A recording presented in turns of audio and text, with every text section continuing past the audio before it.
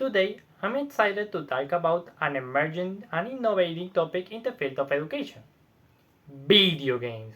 Finally, some interesting topic in this kind of videos. What the You might be wondering, why video games? Well, video games offer a unique perspective about identity, interactivity, and storytelling that challenge traditional educational methods and foster critical thinking. That is why I'm gonna explain the reasons of the value of video games in art education. Let's begin!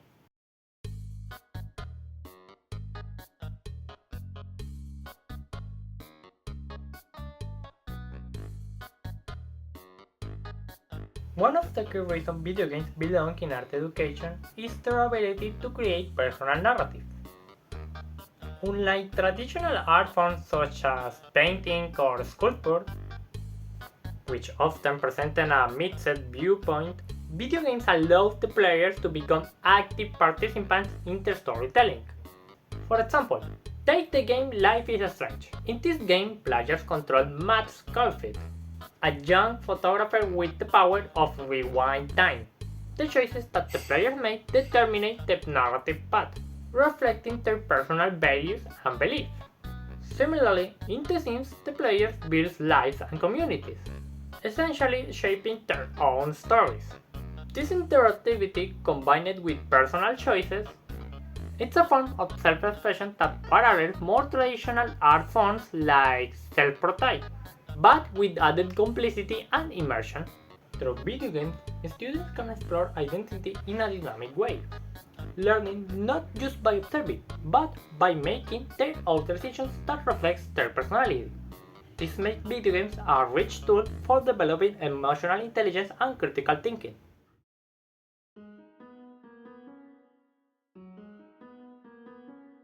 Another critical aspect of video games is their inherent interactivity, which challenges traditional notions of artistic control.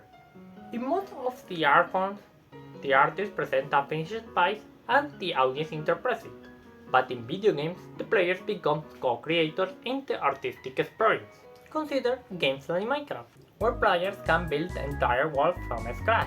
The freedom to create, destroy, and reshape environments allows the players to experiment with architectural designs and storytelling through the structures they build. I mean, not for nothing is the best-selling video game of all time. Similarly, in The Legend of Zelda Breath of the Wild, great game by the way, players can approach challenges in multiple ways, exploring the open world and shaping their own experience. This interactivity opens up opportunities to explore authorship and creativity in novel ways, encouraging them to think critically about their role in shaping narrative and different environments. As the gaming landscape has evolved, so too have its audiences.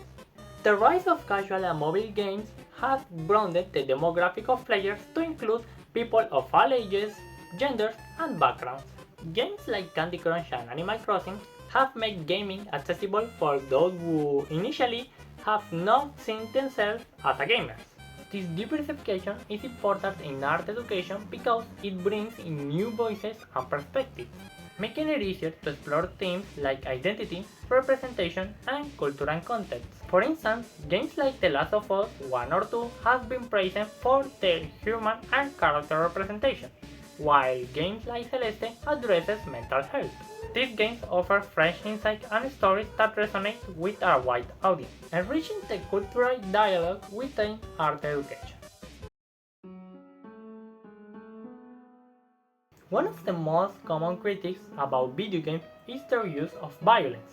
However, games like Spec Ops, The Line, and This War of Mine demonstrate that violence in video games has served a greater purpose, offering a platform for critical discussion about moral choices, power dynamics, and societal issues. For instance, Spec Ops: The Line starts as a typical military shooter, but gradually forces the player to confront the ethical and psychological consequences of their actions in war. Similarly, This War of Mine shifts the focus from soldiers to civilians trapped in a war zone, highlighting the human cost of violence. These games allow for critical engagement with complex topics, making them valuable tools for art education. where the students can explore the implications of violence in media and society.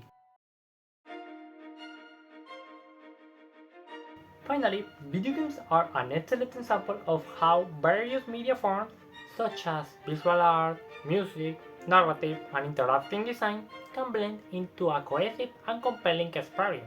This hybrid nature challenges traditional boundaries between art forms, offering new opportunities for artistic expression.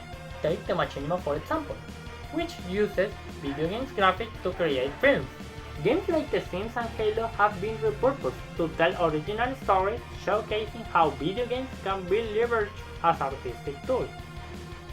Additionally, games like Journey and Hollow Knight use their visual style and sound design to create emotionally resonant experiences, enriching artistic practice in a way that traditional forms may not achieve alone. Even more, video games like Undertale have demonstrated that you don't need the best graphics to tell an amazing story, full of enduring characters, unique mechanics, a great life lesson, and an excellent soundtrack. In conclusion, integrating video games into art education is not just about recognizing them as a new medium of education, but as a powerful tool for fostering creativity, cultural understanding, and critical thinking. Through the unique combination of personal narrative, interactivity, and blending of the media forms, video games offers students new ways to engage with complex artistic concepts and societal issues. So, as we look toward the future, it's clear that video games has an immense potential to enhance art education in general, even if you are a developer or a player, offering a progressive and innovative approach that prepares students to navigate and contribute to an increasingly digital and interconnected world. Thank you for your time. I hope this video has opened your eyes about the powerful role that the video games can play in shaping the future of educational art. See you next time!